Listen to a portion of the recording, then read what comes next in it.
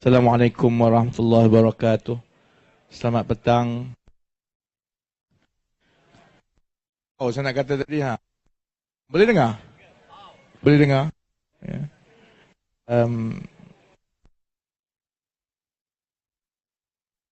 Wa ala asyrafil anbiya'i wal mursalin wa ala alihi wa sahbihi ajma'in. Rabbi shrah li sadri wa yassir li amri wahlul 'uqdatam min lisani yafqahu qawli. Yang berbahagia Datuk Dr. Ismail, Tuan saudara, saya tak nampak saudara Saliman daripada PPBM, Ketua Cabang saudara Karupaya, saudara Azim, sahabat daripada Persatuan, daripada Amanah, daripada Keadilan, Datuk Saifuddin Nasution tadi. Saya ada lebih kurang 40 minit sebelum maghrib. Jadi saya juga terperangkap di antara bawang ayam. Ayam sana, ayam sini, semua ada bawang ayam. Ya. Saya maaf kepada tenaga dia tak beli ayam sebelah sini. Kami memang kita ada ayam kat situ. Tapi ia dibayar sepenuhnya oleh. Jadi kita derma dan kita mana-mana tempat yang kita pergi, ayam panggang. Saya juga, saudara Hafiz menyanyi tak sedap. Ribu macam program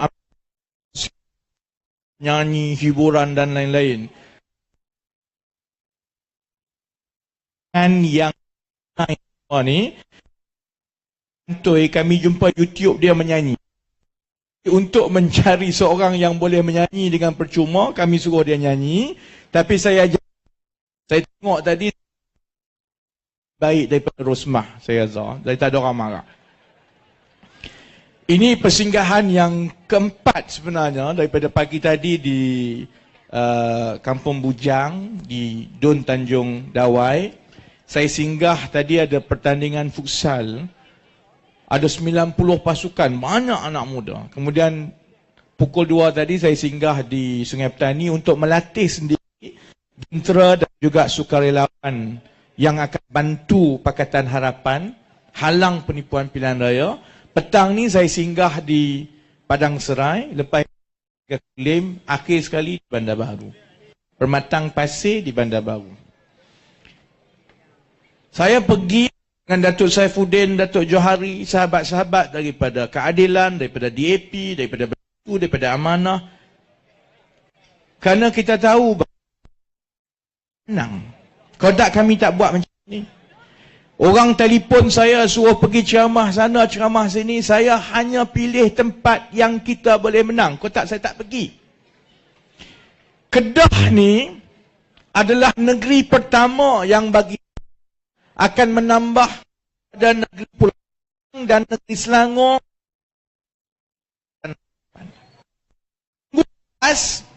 Ada orang ramai marah kat saya lah kerana saya keluarkan kaji selidik terbaru. Kalau ada pertandingan pilihan raya ialah akan nasional. Pakatan Harapan boleh dapat 115. Banyak yang marah kepada saya kerana saya kata PAS akan dapat kosong. PAS tak menentu pun. Maka ramai ini yang menonton Facebook Live ni ialah yang sokong PAS saya, tapi tu ialah yang fake profile yang dibagikan, kata takkanlah PAS parti lama ada 14-15% tapi menang satu kursi pun. Lain kali adik-adik pergi ke sekolah, belajar betul-betul, baru faham. Kalau ada 3 penjuru, satu parti dapat 40 lebih, satu parti dapat 30 lebih, yang baki tu pun 20 lebih, kalah, tak menang. 3 parti, dia akan ambil yang paling tinggi undi.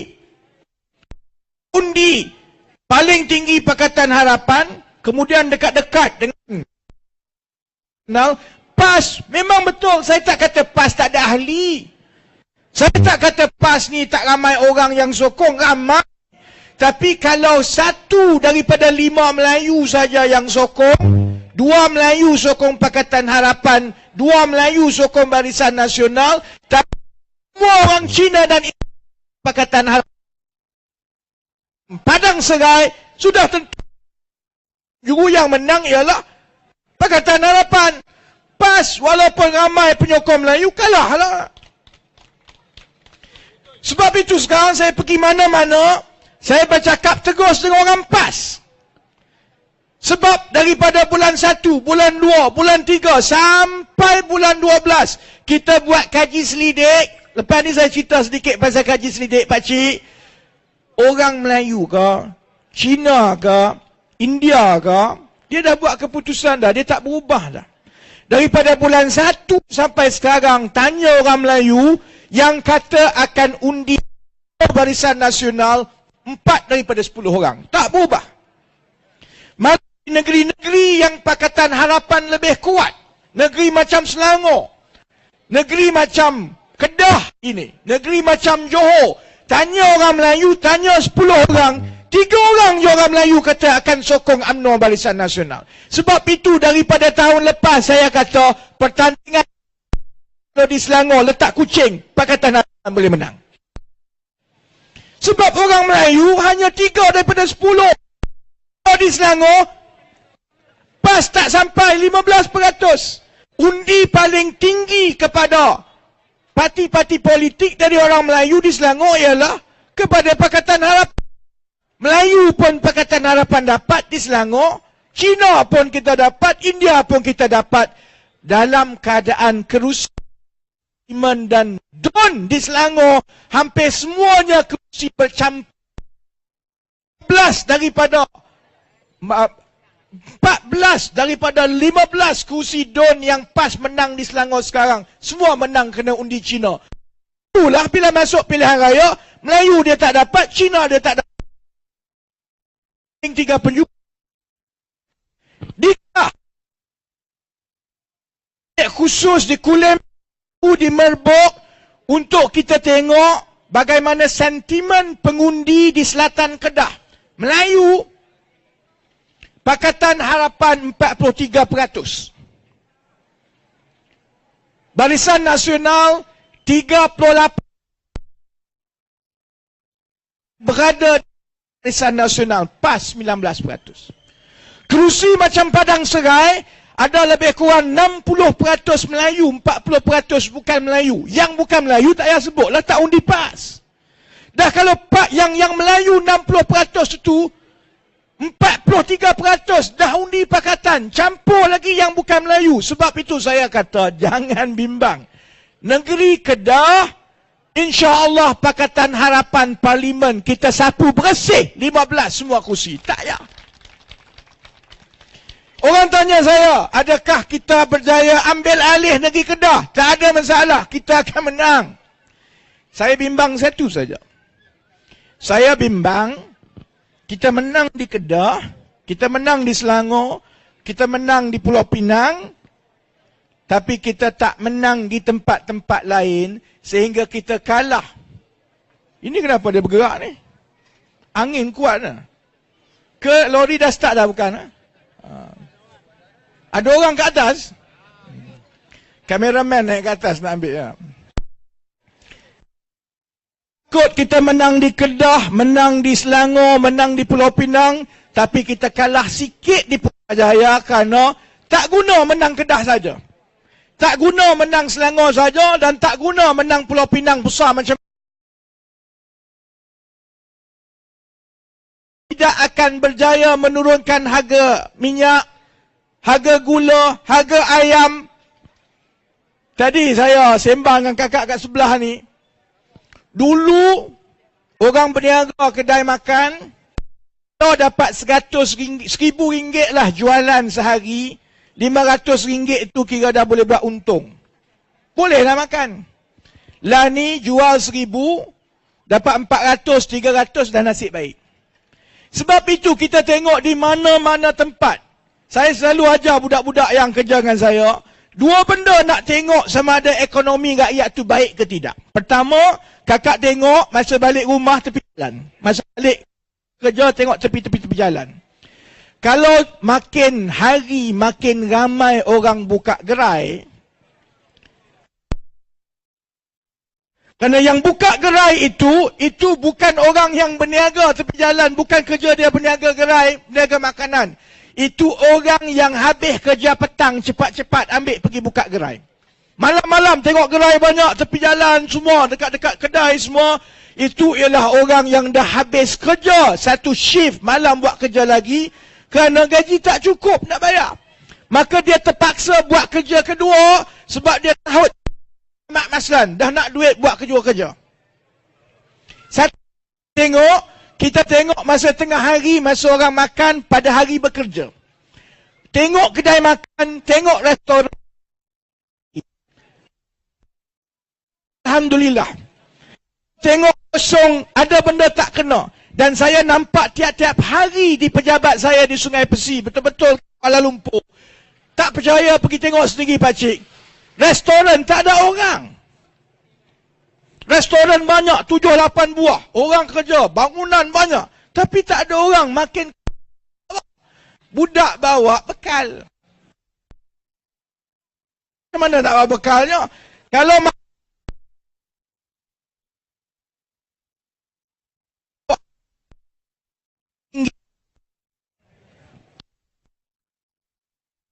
pun paling kurang satu ketuk RM1 pun. Jadi kalau tengah hari RM10.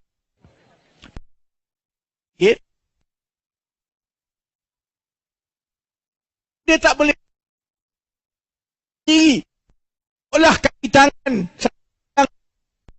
berada, dia berada. Sebab itu saya takut soal Kedah, soal Pulau Pinang, soal Selangor. Kerana kita memang akan menang. Tapi kita kena pastikan kemenangan di Kedah. Dan isyarat di Kedah ini dihantar terus ke semua negeri-negeri lain. Kerana hanya dengan menang Putrajaya, wajib dengan Rosmah dari Putrajaya. Itu saja. Selagi ada Najib dengan Rosmah dekat Putrajaya, barang mahal. Naik tiap-tiap minggu. Kereta tak kena cara, naik harga. Beasiswa. Ni nak buka sekolah yang ada anak-anak ni, adik-adik yang beratur ni. Kerajaan untuk bagi ke sekolah sampai kerajaan terpaksa kutip zaman saya dulu, saya tak adalah muda. Azhar kata anak muda. Aku muda apa? Aku dah tua. Hanya dalam UMNO orang umur 40 tahun, 60 tahun ni dipanggil belia. Dalam parti lain tak tau. Yang muda-muda ni umur 20 tahun saja. Zaman saya sekolah dulu lebih kurang 30 tahun lepas dah tak. Sumbangan PIBG RM2, RM5 tu banyak. Wajib. Sebab semuanya disediakan. Orang senang. Kerajaan dulu ada rancangan makanan tambahan untuk budak susah. Dia makan lagi kenyang daripada yang senang-senang tu. Nasi lemak, susu, semua ada. Saya sekolah asrama. Ada peruntukan untuk bagi makan telur kepada budak yang banyak main sukan. Kerajaan ada peruntukan. Zaman dulu, 20 tahun lepas, kamu cerdik, tak payah tunggu SPM dah dapat beasiswa. Saya tak duduk SPM lagi dah dapat satu beasiswa. Habis SPM, tak tunggu keputusan, dah pergi ke luar negara. Nas hantar ke sekolah. Kalau tidak, cakap Mat Saleh dan jadi macam. Sebab dulu, apalah yang ada dulu. Apa politik yang ada dulu.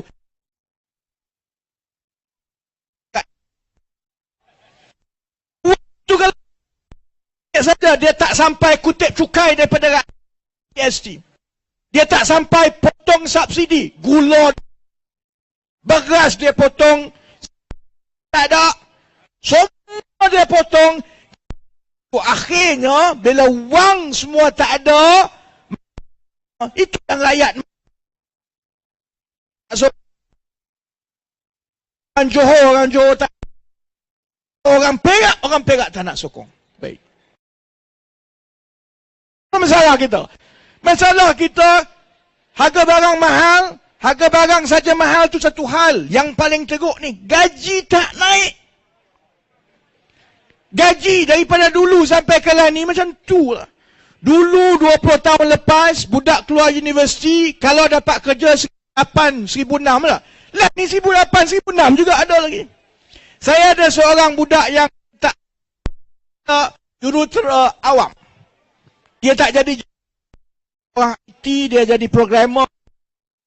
Dia kerja, minta kerja lepas dia keluar universiti, majikan saya kau 1,800 je. Kau ambil. Tak nak, ada ratus-ratus budak awam nak ambil 1,800. 1,800 tu pakcik. Saya keluar universiti 20 pun gaji dah 1,800. Gaji tak naik. Kerajaan tidak mewajibkan naik gaji. Ada orang akan kata, gila YB Pandan ni. Apa pula kerajaan nak mewajibkan naik gaji? Kan swasta. Dia kata, ada yang cerdik, separuh cerdik, dia kata kat saya. Dia kata, ini kerajaan, kaki tangan kerajaan, bolehlah dia naikkan gaji. Yang swasta, macam mana dia nak naikkan? Itu lain kali orang belajar lama sikit. Lain pakcik, kenapa gaji dia naik cantik-cantik? Kenapa Singapura tahun 1970, permulaan gaji dia sama macam kita, tahun 2017, dia 3-4 kali ganda lebih tinggi gaji daripada kita, sedangkan buat kerja yang sama. Sebab kerajaan mewajibkan kenaikan gaji melalui undang-undang. Boleh menetapkan gaji minima melalui undang-undang, kamu tak boleh bayar orang lebih murah daripada RM10 sejam, RM1,000 lebih sebulan. Sama juga kerajaan boleh mewajibkan mesti menaikkan gaji sekurang-kurangnya 4% tahun. Dah kalau GST 6%, barang 5%, 11% yang kita kena tanggung, sedangkan naik gaji tak dapat. Maksudnya tiap-tiap tahun pelajar kita bisnes gaji dan untung kecil. Negara lain buat macam mana? Dia buat syarat bahawa satu badan bebas iaitu Suruhanjaya Gaji akan bermesyuarat dan ada wakil daripada kerajaan, wakil daripada majikan, wakil daripada pekerja, maka dia buat secara muafakat tiap-tiap tahun untuk berlaku adil kepada semua. Contohnya tahun ini 5%. Kamu kerja buat apa? Kenaikan gaji wajib tahun itu 5%. Ada tahun bisnes untung baik, maka bisnes bayarlah. Ada tahun bisnes tak baik, kerajaan tak cukai ke pekerja kita, tak apalah, tahun ini saya ambil 2% pun cukup lah. Saya faham, kalau bayar lebih-lebih nanti boleh jatuh bankrupt, faham. Ada juga tahun yang mana ekonomi gawat, baik, kerajaan akan kata, kami dah kutip cukai daripada pekerja, daripada majikan ni lama dah, 5-6 tahun dah, banyak. Cukai yang kami kutip selama 6 tahun itu, ada yang kami letak dalam tabung. Tabung untuk tahun-tahun gawat macam ini, walaupun bisnes teruk, walaupun kerajaan teruk, tak bagus mana duit, tapi kita ada tabung, maka nak ambil wang ini daripada tabung, supaya walaupun tahun ekonomi gawat, pekerja dan keluarga tetap akan dapat kenaikan gaji. Itu Singapura, dia naik tiap-tiap tahun makcik, sampai lepas 30 tahun. Dia 5 kali gaji melalui undang-undang. Sebab tu saya kata, saya nak pergi keliling Malaysia, nak kongsi dengan rakyat 3 benda je. Pakatan naikkan gaji. Bagi satu penggal 5 tahun pakcik-makcik, kita boleh naikkan gaji jauh lebih banyak. Saya rasa Kita menang dalam tempoh 5 tahun. Setakat nak menaikkan gaji supaya gaji pekerja universiti itu dalam 3-4 ribu permulaan boleh dibuat, saudara-saudari. Macam mana nak turun harga barang, semua dah tahu. Kita akan hapus GST. Jangan bimbang. Macam mana nak turunkan harga barang, semua dah tahu. Turun harga minyak. Kerana harga minyak ini, kita negara kaya. Satu dunia tahu kita negara pengeksport minyak. Bukan kita import minyak. Dah lah tu, minyak kita bukan minyak koman-koman. Hebat-hebat. Minyak kita, kalau dunia kata minyak mentah $4 setong. Pakcik tahu tak harga minyak mentah kita bila diambil daripada Kertih, daripada Bintulu, daripada dolar lebih mahal.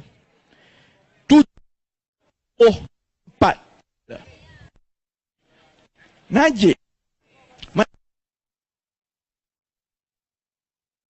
Nak tahu berapa banyak wang dia ada, dia kata sebenarnya tahun 2017 ni harga minyak $50 setong, dia kata. $50 setong ni maka duit banyak ni je. Jadi sebab itulah hak ni boleh potong. Boleh potong. Kena kutip hak tu. Semua boleh. Sekarang harga minyak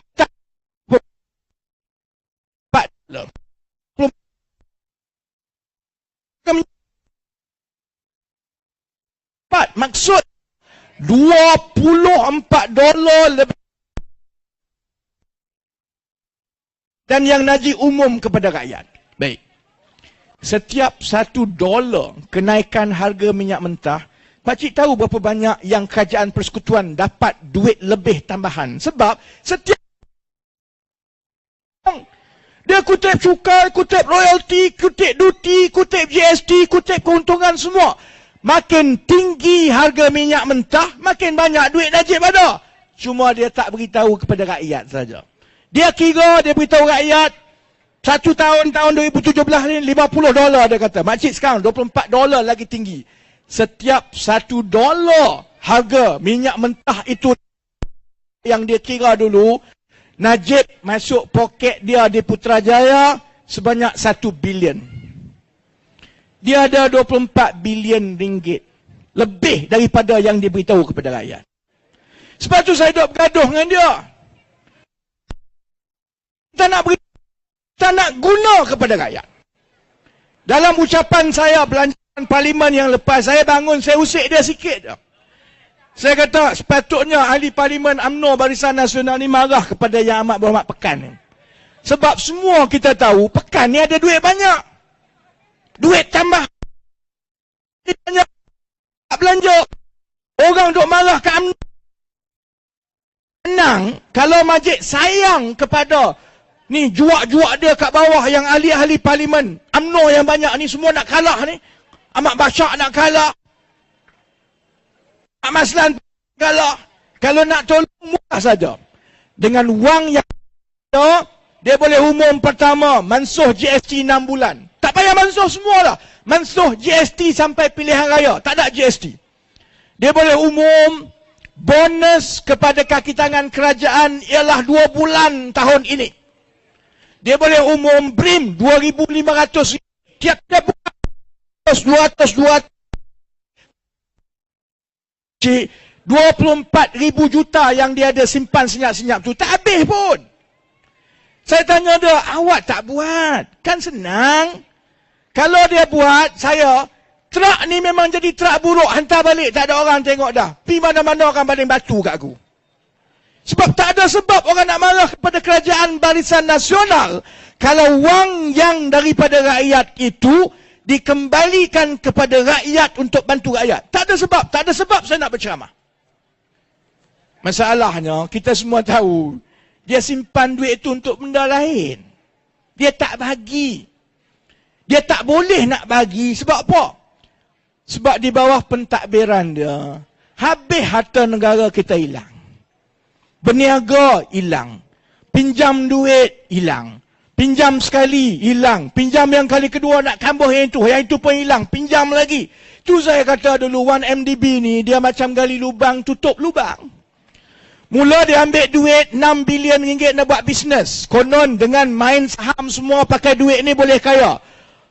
Ambil tahun 2009, 2011 dah sedar. Ya Allah, dah habis dah duit tu. Maka adalah pula orang bagi idea baru. Kata Datuk Seri, tak apa.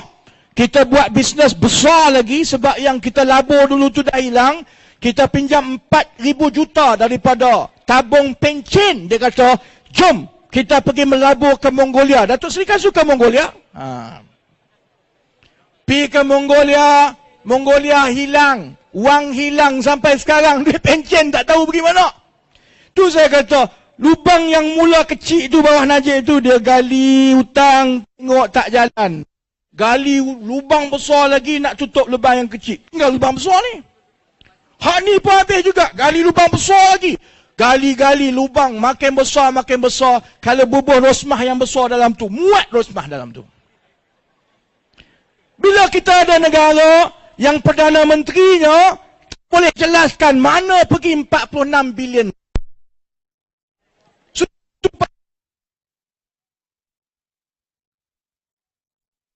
Mana nak kutip? Tu duit minyak tadi tu yang patut bagi balik kepada rakyat tak dapat lah, dia simpan lah. Sebab dia nak bayar hutang senyap-senyap ni. Kalau dia beritahu rakyat minta, dia nak bayar hutang tak dapat dah. Itu satu. Itu pun tak cukup lagi. Dia buat apa lagi? Sebab tu pakcik, kita ini untuk fikir, untuk tanya saya, YB agaknya kalau Datuk Seri Najib ni dah tak jadi Perdana Menteri, orang akan apa dah. Tunku Abdul Rahman, bapa kemerdekaan. Tun Abdul Razak, bapa pembangunan.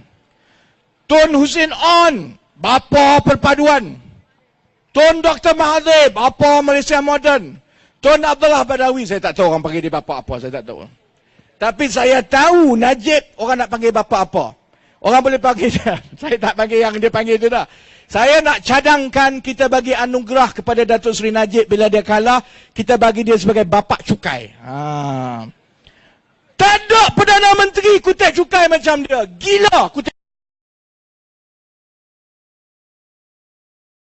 Saya dah beritahu daripada tahun 2010 lagi, jangan buat GST. Tak jadi harga barang naik.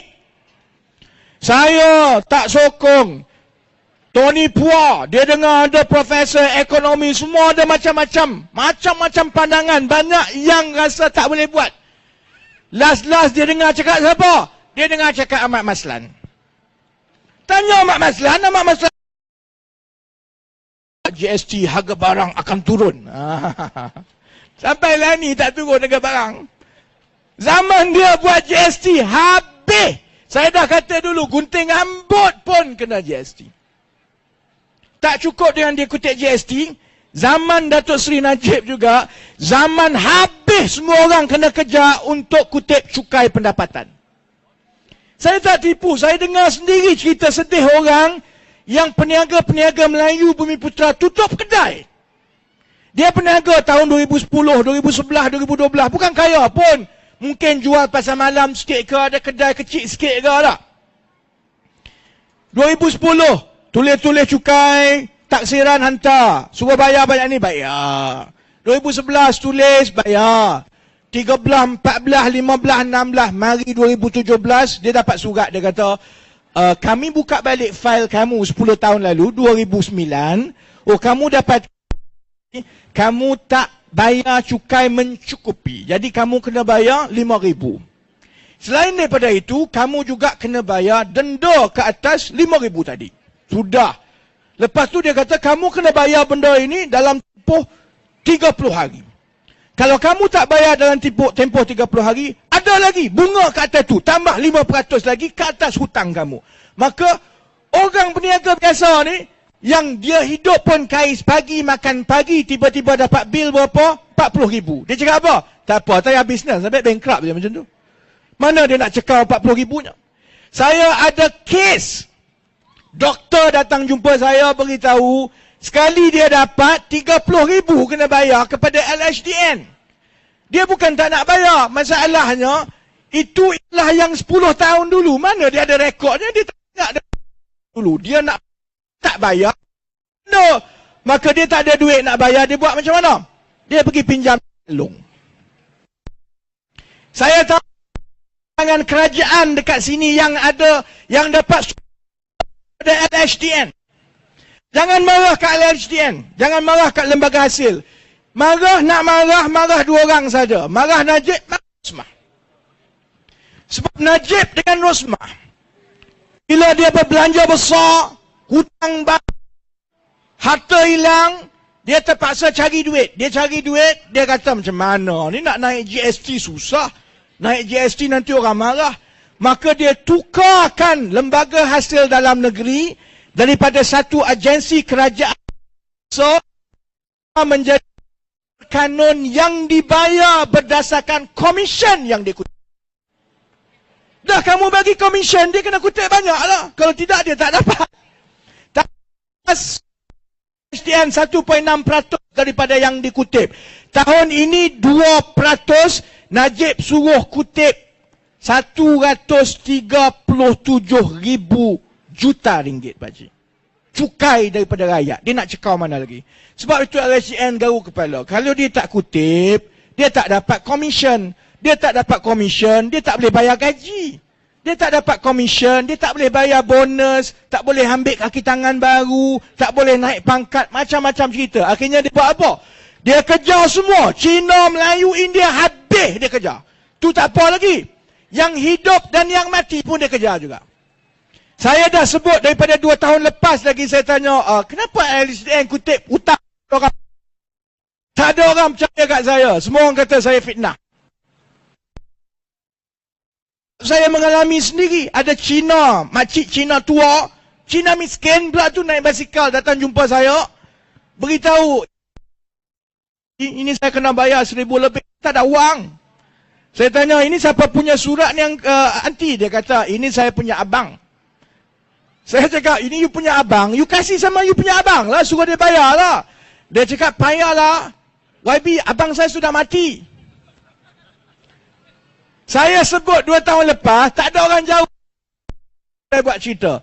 Allah Maha Kaya, tahun ini bulan 4, timbul cerita, kerana Sinar Harian terpaksa buat laporan, ada seorang suri rumah daripada Dungun, dia buat kenyataan media besar-besar, dia kata, minta LHDN perbetulkan rekod. Sebab saya dapat surat mengatakan suami saya dah mati dan minta saya bayar cukai bagi pihak suami saya. Ni suami saya tak mati lagi, dekat sebelah ni.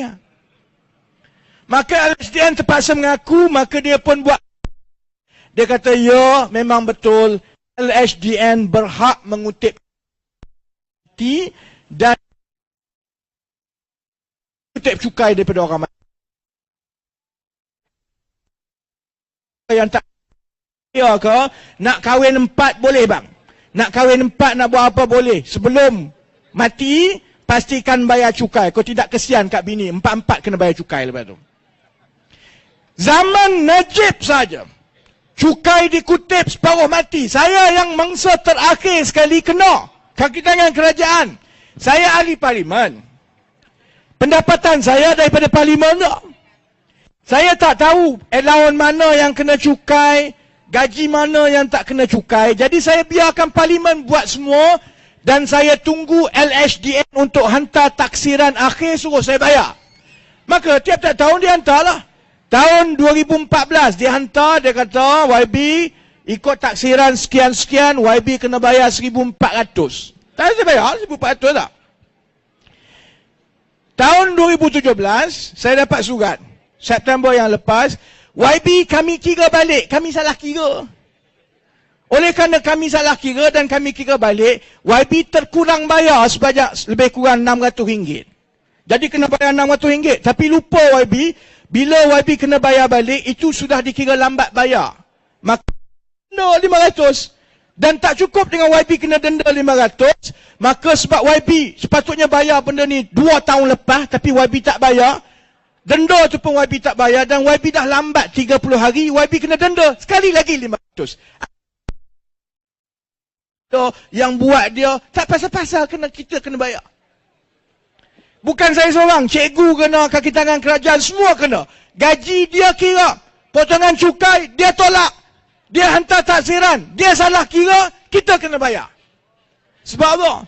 Sebab LHDN ada sasaran khusus untuk kutip sekian-sekian wang untuk bagi kepada Najib, kerana Najib ada puluh-puluh ribu juta hutang yang dia nak kena bayar, yang wang sudah hilang. Baik, saya nak tutup begini. Kita maghrib 7.5 minit tak? Saya nak tutup begini. 7.13. Kedah, Alhamdulillah. Saya rasa Kedah akan kembali ke tangan Pakatan Harapan. Alhamdulillah. Saya nak minta tolong orang Kedah, terutamanya yang PAS tadi, supaya syarat yang cukup jelas kepada seluruh negara bahawa kita kena berubah seperti mana orang Kedah berani berubah. Supaya orang PAS di Kedah menghantar isyarat yang cukup jelas kepada sahabat-sahabat PAS di seluruh negara bahawa dalam keadaan 3 penjuru di saat-saat yang paling akhir begini, memberikan satu undi kepada PAS samalah seperti mengalahkan musuh kepada Najib.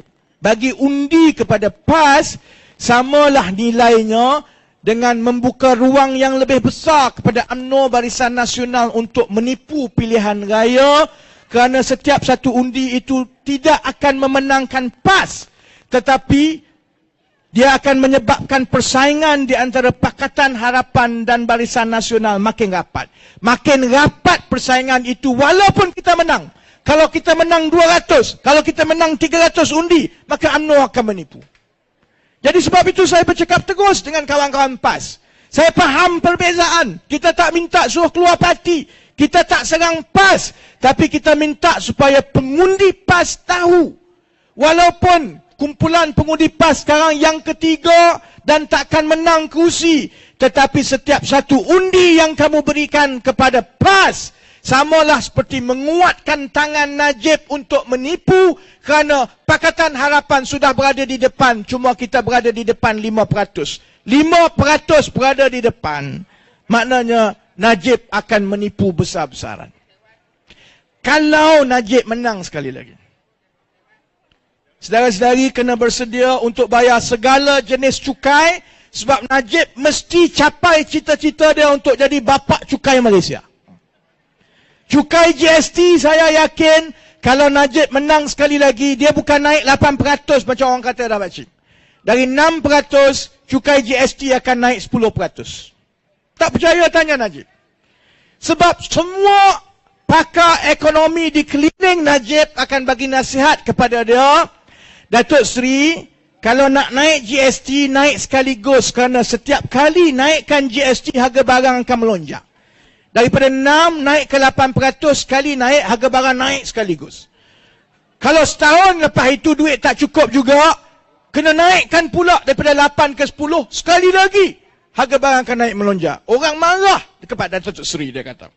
Mudah begini, menang saja, kira terus untuk naik sekali cukup 5 tahun sebelum pilihan raya akan datang supaya tak payah naikkan lagi GST. Sebab itu, UMNO menang, dia akan naikkan daripada 6 kepada 10%. Cukup supaya GST itu tidak perlu dikutip sampai tahun 2022. Najib menang, maksudnya kita akan kena bayar segala jenis cukai yang tak pernah wujud dalam dunia. Sekarang ni pun, hanya rakyat Malaysia bayar cukai-cukai tersembunyi yang tak pernah wujud dalam dunia. Baru dengan cerita imam.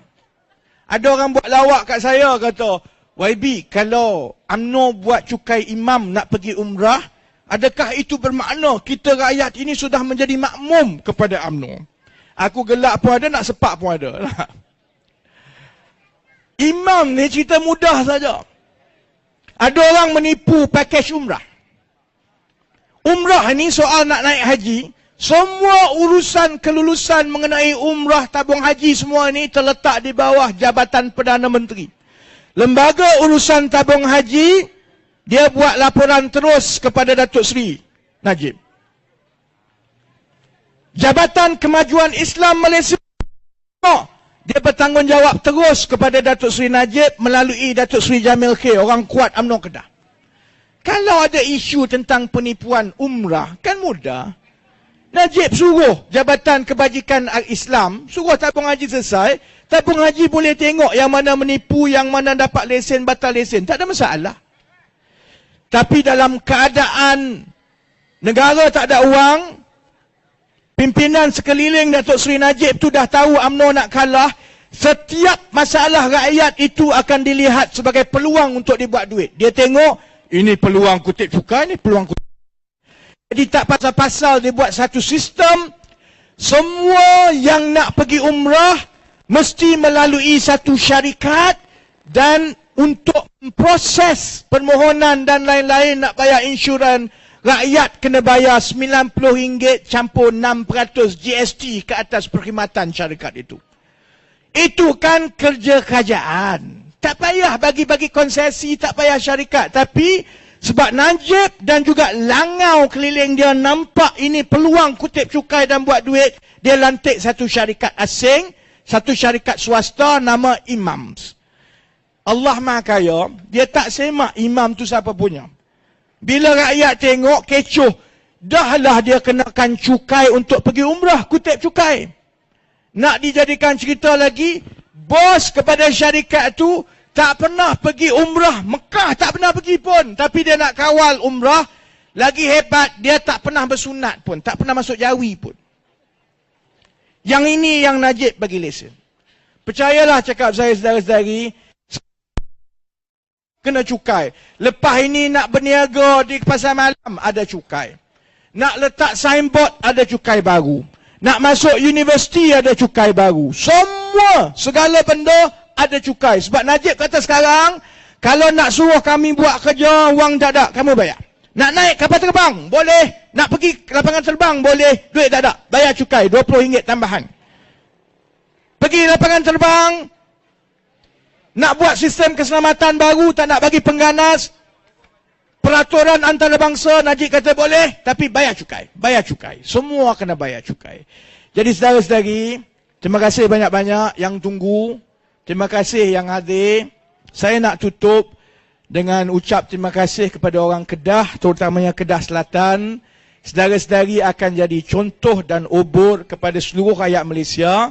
Gelombang perubahan itu sudah tentu bermula daripada sini. InsyaAllah saya yakin kita akan menang Putrajaya. Dan menang Putrajaya, kita boleh pastikan gaji naik, kurang pekerja asing. Dan kita juga boleh pastikan bahawa harga barang kita kawal. Bila menang nanti, kita serahkan kepada ramai bijak pandai untuk selesaikan. Bagi peluang pada mereka, saya nak minta satu saja. Saya nak minta izin untuk diberikan tugas paling rumit sekali, iaitu mengendalikan keselamatan Datuk Seri Najib dan Datin Seri Rosmah lepas dia kalah. Kalah saja orang nak marah. Saya minta, saya akan bawa truk ini, kami tunggu dia depan rumah, kami escort dia, kita buat cantik-cantik sikit belakang, kita bubuh dia kat dalam ni. Penting untuk selamatkan dia, sebab kita kena hantar dia ke tempat yang paling selamat sekali dalam dunia untuk dia. Kita hantar dia ke Sungai Buloh insyaAllah. Lepas itu, kita tanya Datin Seri Rosmah satu-satu. Duit cincin ada lagi ke? Belian ada lagi ke? Tanah ada lagi ke? Bagi setiap satu itu, mana-mana harta yang dibeli dengan wang haram yang dikutip daripada rakyat, kita akan pastikan akan dikembalikan kepada rakyat untuk dibelanjakan balik kepada rakyat. Jadi terima kasih banyak-banyak. Saya jemput semua yang hadir untuk datang ke depan, naik ke atas, untuk kita bergambar, hantar isyarat cendera